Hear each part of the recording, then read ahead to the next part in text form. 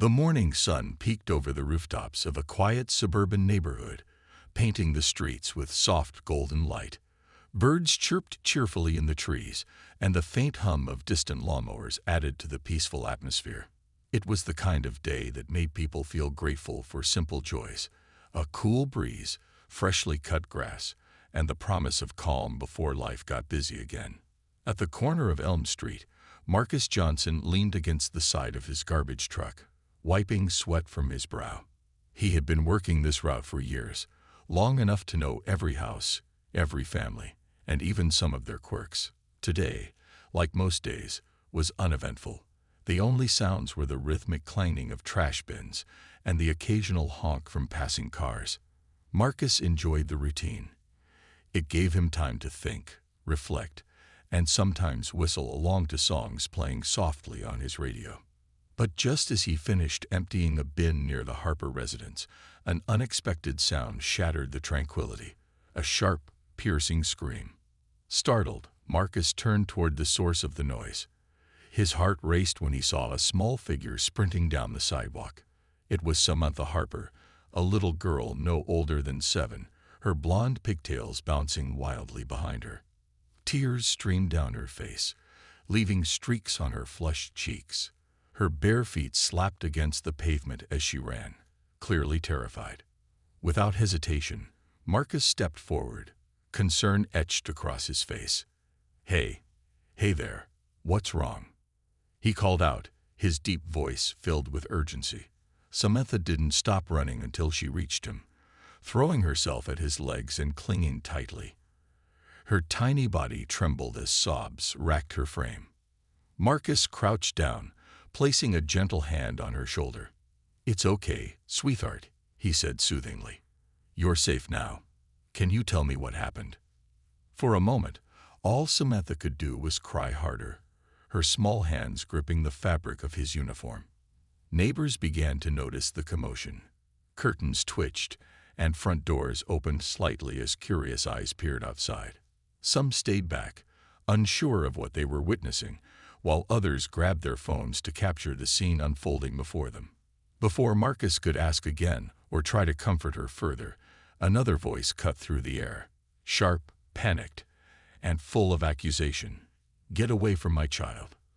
A woman rushed out of the Harper house, her face pale but set in a scowl. It was Linda Harper, Samantha's mother. She hurried toward them, her eyes blazing with anger and fear.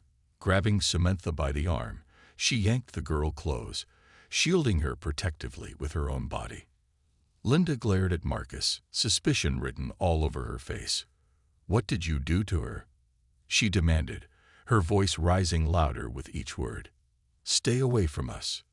Marcus blinked, taken aback by the sudden hostility. He slowly raised his hands in surrender, showing he meant no harm. "Ma'am, I swear I didn't do anything," he replied, his tone steady despite the tension crackling in the air. "She came running to me crying. I was just trying to help." By now, more people had gathered around, forming a loose circle. Whispers rippled through the crowd as everyone tried to piece together what was happening. Some watched silently, unsure of whom to believe, while others exchanged skeptical glances. The once peaceful morning had transformed into something chaotic, and it was only the beginning. The tension on Elm Street thickened as Linda Harper stood protectively over her daughter, her eyes locked onto Marcus like a hawk watching its prey. Her voice, sharp and accusing, carried through the air, drawing even more attention from the growing crowd. Neighbors who had been casually observing now leaned in closer, their curiosity piqued by the drama unfolding before them. Some whispered to each other, while others pulled out their phones to record the scene, eager to capture whatever might happen next. Marcus, still crouched slightly, kept his hands raised in a gesture of peace. He could feel the weight of everyone's stares pressing down on him, but he didn't flinch. Instead, he spoke again, his tone calm yet firm. "Ma'am, I promise you, I didn't hurt your daughter.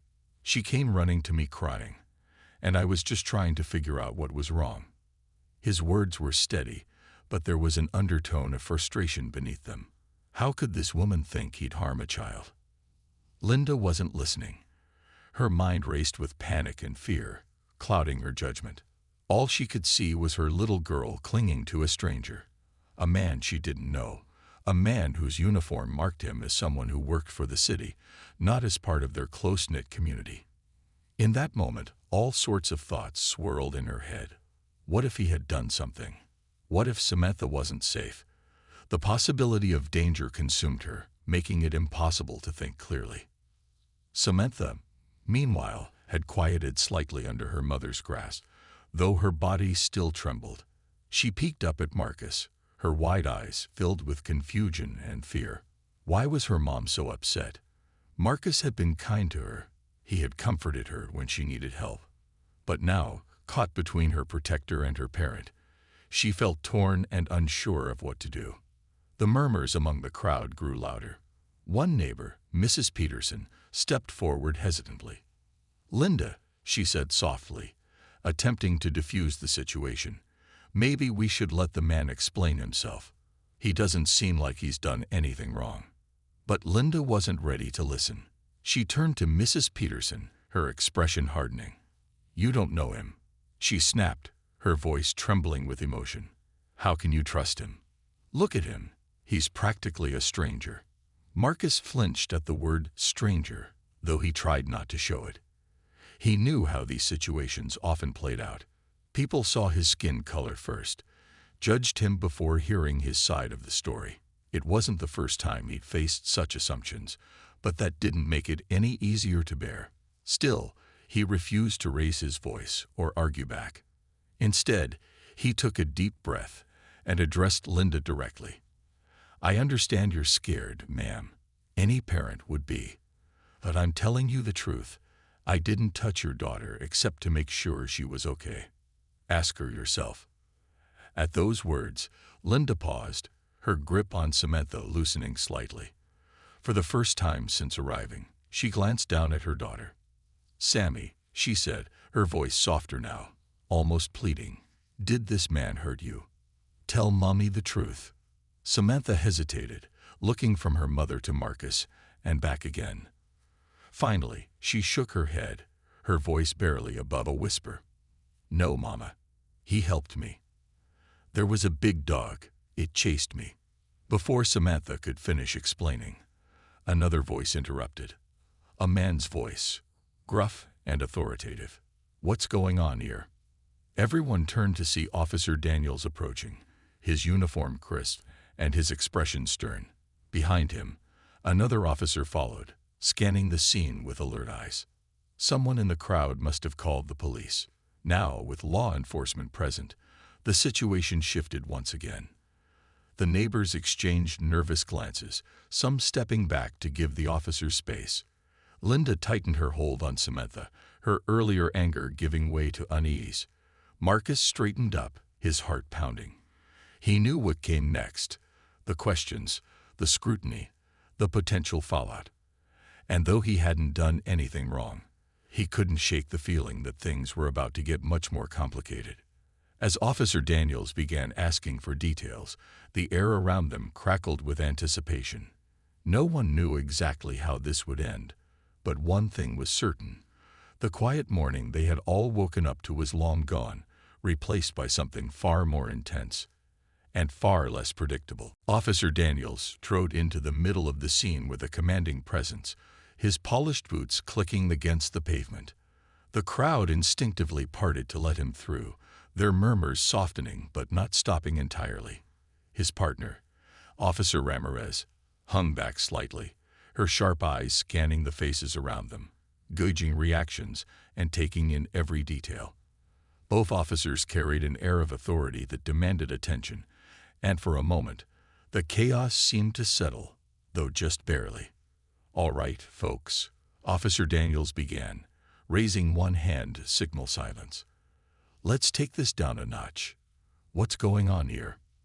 Linda Harper didn't waste a second. She stepped forward, still clutching Samantha tightly by the shoulder. "This man," she said, pointing a trembling finger at Marcus, "he was with my daughter. I don't know what happened, but she was crying when I found her. He could have done something to her." Marcus opened his mouth to respond, But Officer Daniels held up a hand again. "Hold on, ma'am. Let's hear from everyone involved before jumping to conclusions." Then, turning to Marcus, he asked, "Sir, can you tell me your side of the story?"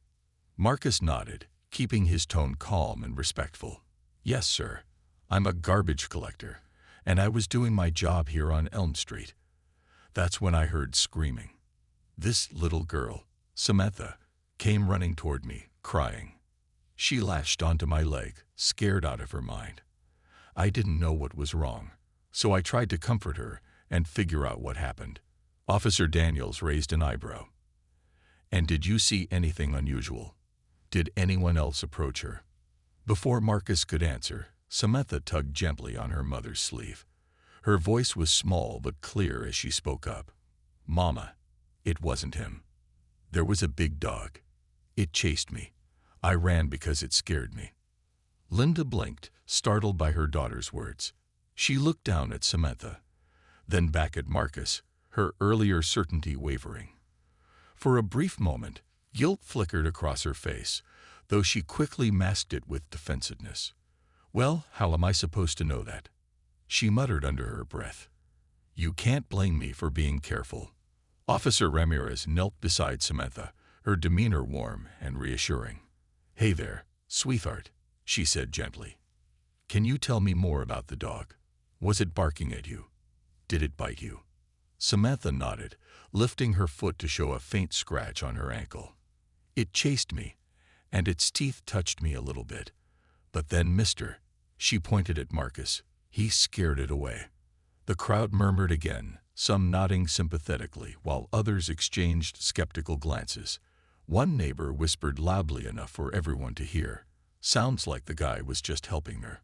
Why are we even making a fuss?" But not everyone shared that sentiment. A man near the back crossed his arms and shook his head. "Still, you never know these days. Better safe than sorry." Officer Daniels ignored the chatter and focused on the matter at hand. After jotting down notes, he turned to Linda.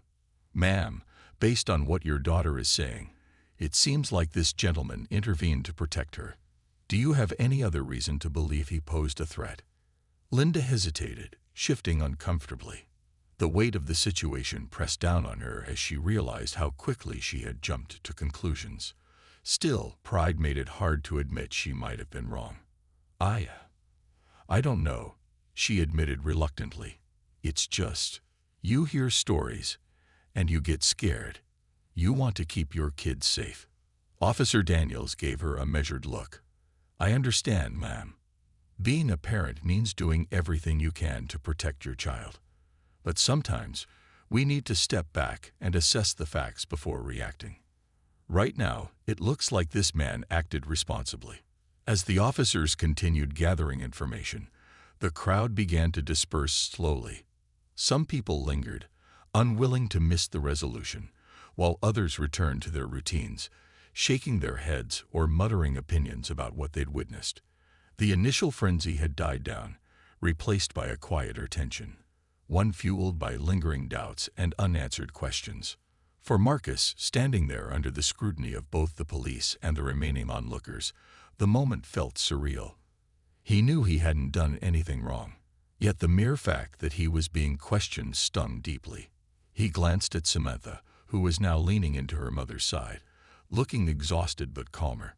Despite everything, he couldn't help but feel relieved that she was safe, and hopeful that the truth would eventually shine through. As the officers continued to piece together the events of that chaotic morning, the focus shifted back to Samantha. Officer Ramirez knelt beside her once more, her voice gentle and encouraging. "Can you show me where the dog was, sweetheart? And do you remember which direction it went?" Samantha nodded, pointing toward the end of the street. "It came from over there," she said, her voice still shaky but clearer now. "It chased me all the way here. But then Mr. She glanced at Marcus again. He scared it away. He made it go." Marcus stepped forward cautiously, careful not to startle anyone. "That's right," he added, addressing the officers. "When I saw her running and crying, I figured something was wrong. Then I noticed the dog, a big German shepherd, coming around the corner. It looked aggressive, so I stood between it and the girl. I guess my size scared it off because it backed away and ran in the other direction. Officer Daniels nodded thoughtfully, jotting down notes. "Did anyone else see the dog?" he asked, turning to the crowd. A few neighbors exchanged glances, unsure, but no one spoke up. One elderly woman raised her hand timidly. "I saw a dog earlier this morning near the park." Could have been the same one. The mention of the park sparked a memory for Linda. She recalled hearing about stray dogs roaming the area recently, though she hadn't paid much attention at the time. Now the possibility seemed plausible enough to give her pause. Her grip on Samantha loosened slightly as doubt crept into her mind. Was it possible she had misjudged the situation entirely? Officer Ramirez examined Samantha's ankle closely, noting the faint scratch marks left by the dog's teeth. "We'll need to get this checked out just to be safe," she told Linda. "But it doesn't look serious." Thankfully, it seems like the dog didn't bite hard. Linda nodded absently, her emotions swirling. Relief washed over her knowing her daughter wasn't seriously hurt, but shame quickly followed as she replayed the scene in her head. She had accused Marcus without evidence, letting fear dictate her actions. The realization weighed heavily on her. Meanwhile, Marcus remained composed, though his patience was wearing thin. He understood why the officers needed to investigate thoroughly, but the whispers and stares from the lingering crowd grated on him. Some people were nodding sympathetically, clearly believing his story, while others whispered skeptical remarks about how things looked suspicious. One young man filming the scene with his phone caught Marcus's eye. The camera lens felt invasive, almost accusatory, as if capturing footage of him would somehow prove guilt by association. Marcus forced himself to ignore it, reminding himself that staying calm was key. Finally, after what felt like an eternity, Officer Daniels turned to address everyone. "Based on the information we have so far, it appears this was a misunderstanding. Mr. Johnson acted appropriately by stepping in to protect the child from the dog. There's no evidence to suggest he intended any harm." A collective sigh rippled through the crowd. Some people clapped quietly in support of Marcus, while others simply nodded in agreement. Linda, however, stood frozen, her cheeks flushing red with embarrassment. She opened her mouth to speak but hesitated, unsure of what to say. Seizing the moment, Marcus took a step closer, not threateningly, but firmly enough to command attention. "Look," he began, his tone measured yet sincere. "I know it's natural to worry when your kid is in trouble. I'm a human being, just like everyone else here. If our roles were reversed, maybe I'd react the same way. All I care about is making sure this little girl is okay." His words hung in the air, resonating with those who heard them. Even Linda couldn't deny their honesty. Tears welled up in her eyes as she finally managed to choke out a response. I'm sorry," she said softly, barely audible. "I shouldn't have assumed the worst. I let my fear get the better of me." For a moment, everything seemed to stop. The crowd fell silent, watching as two worlds collided: fear and understanding, accusation and apology. Marcus gave a slight nod, accepting her words without gloating or resentment. "It's all right," he replied simply. "Let's just make sure this doesn't happen again, to anyone." With that, the tension dissolved, leaving behind a mix of relief and unease. As the officers wrapped up their investigation and the crowd dispersed, the neighborhood returned to its usual rhythm. But the incident lingered in everyone's minds, a reminder of how quickly assumptions could spiral out of control, and how fragile trust could be. By the time the sun dipped lower in the sky, casting long shadows across Elm Street, the immediate drama of the morning had faded. Yet its ripple effects were only beginning to spread. Word of the incident traveled faster than anyone could have anticipated, carried by whispers at bus stops, shared in group chats, and amplified on social media platforms. Within hours, posts about the garbage man and the little girl went viral, sparking heated debates online. Some commenters praised Marcus for his bravery, calling him a hero who stepped up when it mattered most. Others questioned whether the situation was truly as simple as it seemed, pointing fingers at systemic biases and the ease with which accusations could ruin lives. For Marcus, the aftermath was overwhelming. His phone buzzed constantly with notifications from friends and strangers alike. Messages poured in, some supportive, others accusatory. One message read, "You're an inspiration," while another snidely remarked, "Why was he even near the child?" The mixed reactions left him feeling both uplifted and drained. He tried to focus on the positives, the countless people defending him, sharing stories of their own encounters with kindness, but it was hard to ignore the negativity that lingered like a shadow. At work, things grew more complicated. Waste Management Services, the company Marcus worked for, decided to place him on temporary leave pending an internal review. They claimed it was standard procedure, a way to ensure transparency during high-profile incidents. To Marcus, though, it felt like punishment for doing the right thing. His coworkers rallied around him, leaving encouraging notes in his locker and offering to cover his shifts. "Don't let this get to you, man," one colleague said firmly. "We know you didn't do anything wrong." Meanwhile, Linda Harper found herself facing her own wave of scrutiny. Friends and acquaintances bombarded her with questions. Why had she reacted so strongly? Hadn't she considered giving Marcus the benefit of the doubt? Even her book club group text lit up with messages debating the ethics of her actions. At first, Linda tried to defend herself, explaining how fear had clouded her judgment. But the more she spoke, the more she realized how flimsy her reasoning sounded. She began avoiding calls and texts, retreating into herself as guilt gnawed at her conscience. The media picked up the story, dubbing it, "The Incident on Elm Successful." Local news stations aired segments featuring interviews with neighbors, many of whom offered conflicting opinions. Mrs. Peterson, the neighbor who had initially tried to mediate, appeared on camera, saying, "Marcus is a good man. I've seen him help folks around here plenty of times. It's sad that we jump to conclusions so easily." Others remained skeptical, suggesting that while Marcus might not have intended harm, situations like these always carried an element of risk. Amid the chaos, Samantha became a quiet observer of the storm swirling around her. She didn't fully understand why adults were arguing or why her mother looked so tired all the time. What she did know was that Marcus had made her feel safe when she needed it most. Whenever his truck passed by the house in the days that followed, she would run to the window and wave enthusiastically. Sometimes, Marcus spotted her and waved back, a small but meaningful gesture that reminded them both of the bond they'd formed despite the turmoil. As the days turned into weeks, the neighborhood struggled to find its footing again. Conversations about race, trust, and assumptions bubbled to the surface, forcing residents to confront uncomfortable truths about themselves and their community. For some, it was easier to brush off the incident as an isolated event. For others, it became a catalyst for deeper reflection. Signs reading "Thank you, Marcus" began appearing on lawns, along with chalk drawings of hearts and garbage trucks.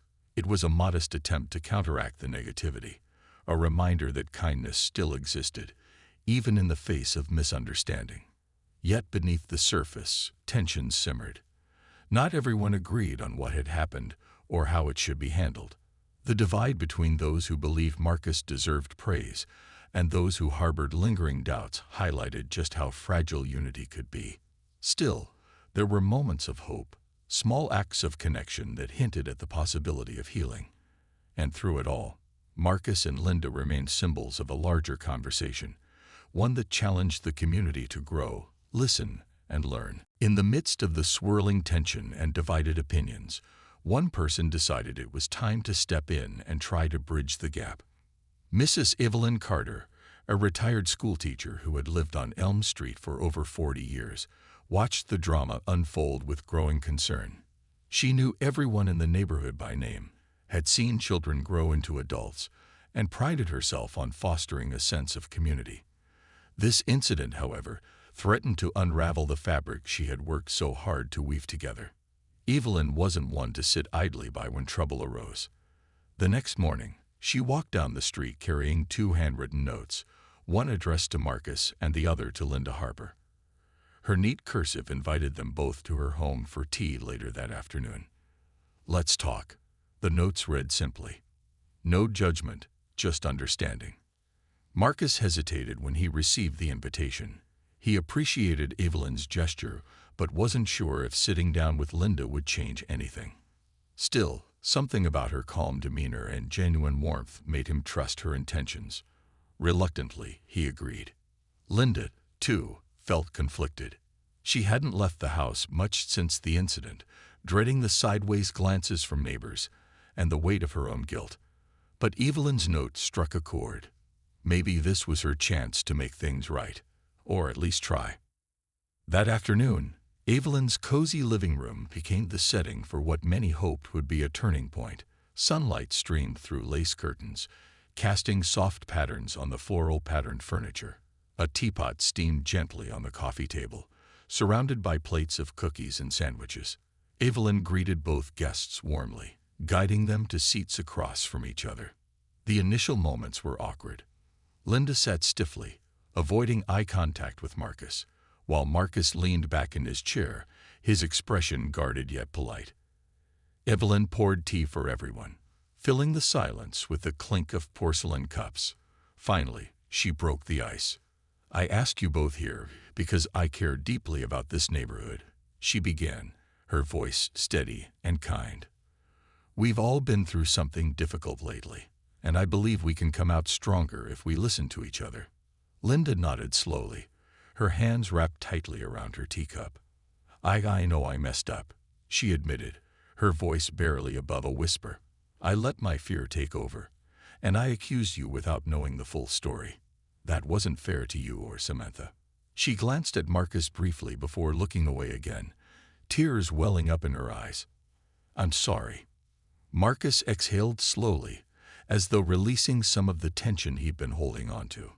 "Thank you for saying that," he replied, his tone measured. "It means a lot. But I also understand where you're coming from. As a parent, your first instinct is to protect your child no matter what. If our roles were reversed, maybe I'd feel the same way." Evelyn smiled faintly, nodding in approval. "That's exactly the kind of empathy we need more of, putting ourselves in each other's shoes." As the conversation continued, Evelyn shared stories from her own life, recounting moments when misunderstandings had almost torn friendships apart. She spoke of how assumptions based on appearances or circumstances could blind people to the truth. Her words resonated deeply with both Marcus and Linda, helping them see beyond their immediate pain and guilt. By the end of the meeting, the atmosphere had shifted.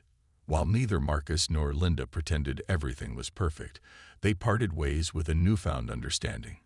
Evelyn walked them to the door, patting each on the shoulder. "Healing takes time," she said softly, "but it starts with honesty and compassion."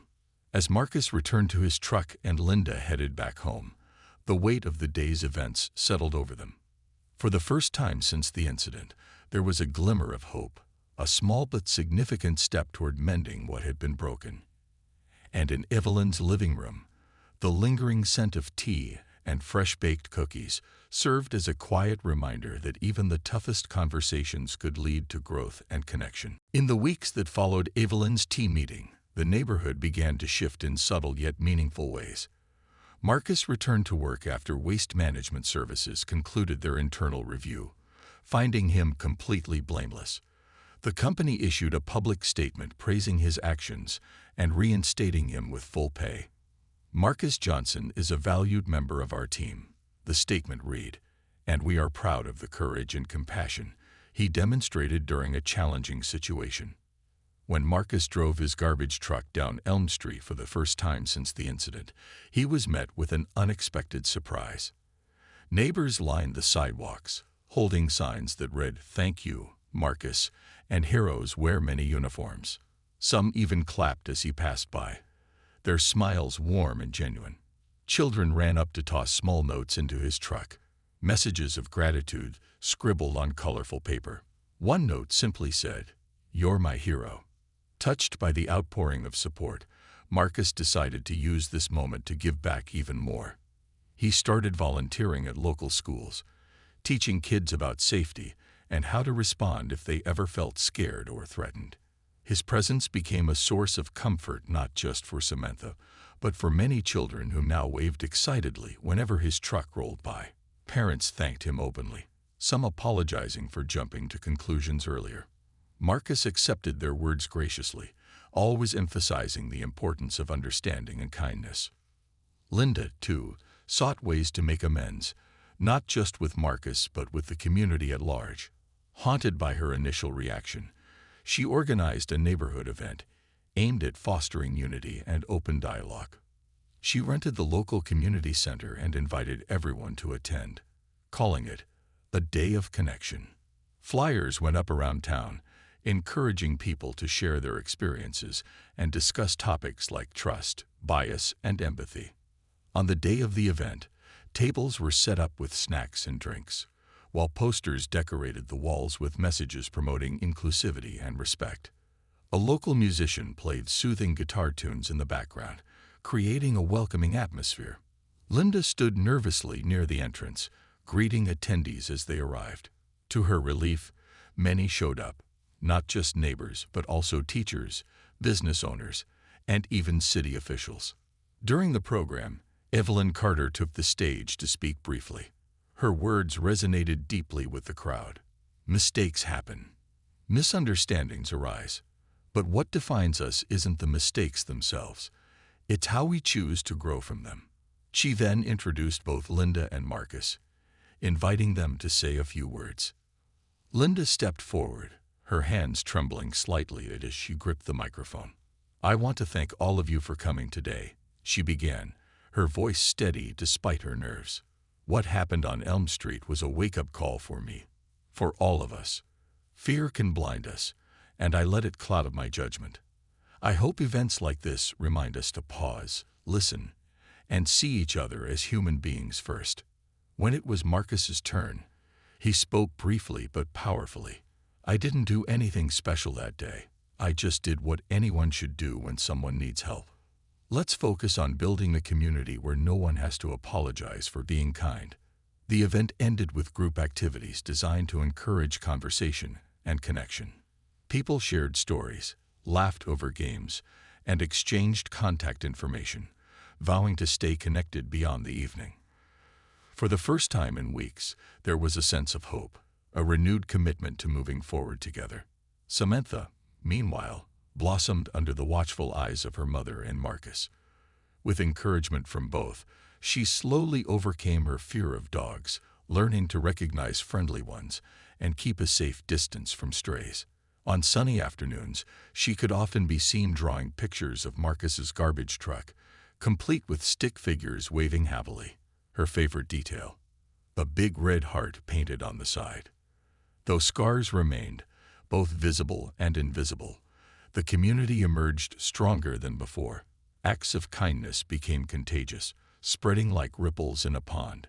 And every time Marcus tipped his hat to the Harper household, it was a quiet reminder of how far they'd come, and how much farther they could go together. Months had passed since that chaotic morning on Elm Street, and life in the neighborhood had settled into a new rhythm. The once tense atmosphere had softened, replaced by a quiet determination to move forward with understanding and grace. Winter approached, bringing chilly breezes and the scent of pine-scented candles burning in windows. Decorations began to appear, wreaths hung on doors, twinkling lights strung along rooftops, and inflatable snowmen bobbing gently in front yards.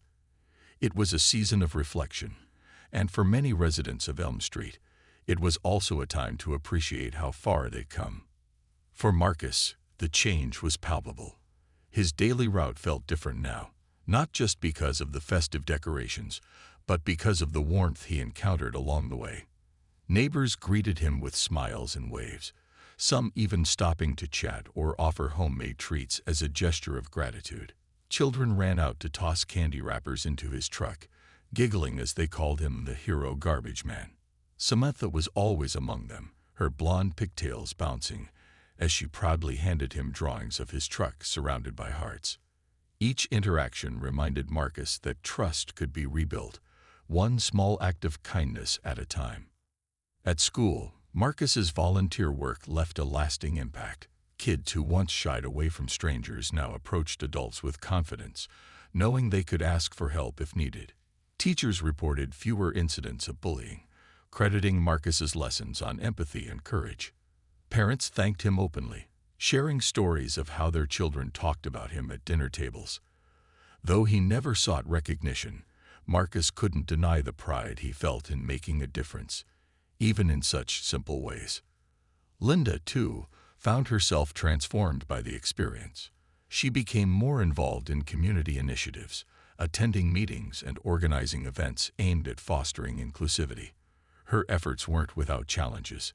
There were still whispers from skeptics who questioned whether she truly understood her misstep. But Linda didn't let those voices deter her. Instead, she leaned into discomfort, using it as fuel to push harder for meaningful change.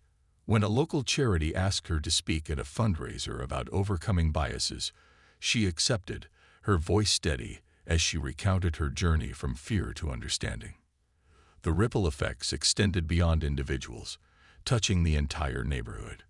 Conversations about race, assumptions, and systemic inequalities became less taboo, encouraged by Evelyn's ongoing advocacy.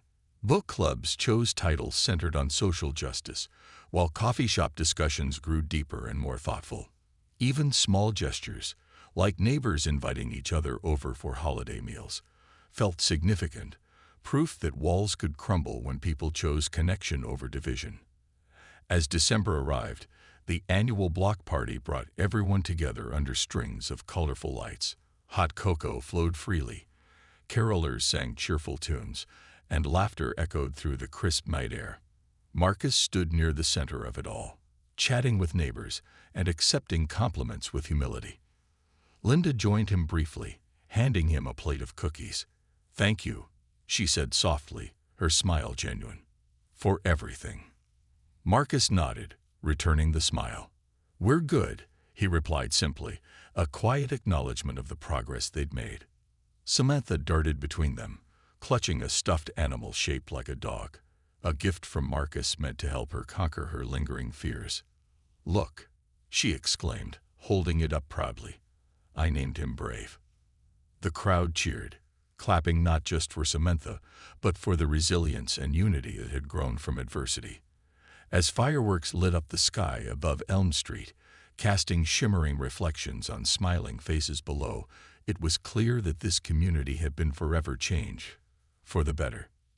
Though scars remained, they served as reminders of lessons learned: to pause before judging, to listen before reacting, and to embrace compassion above all else. And every time Marcus drove down the street, tipping his hat to familiar faces, it was a quiet celebration of how far they'd come together.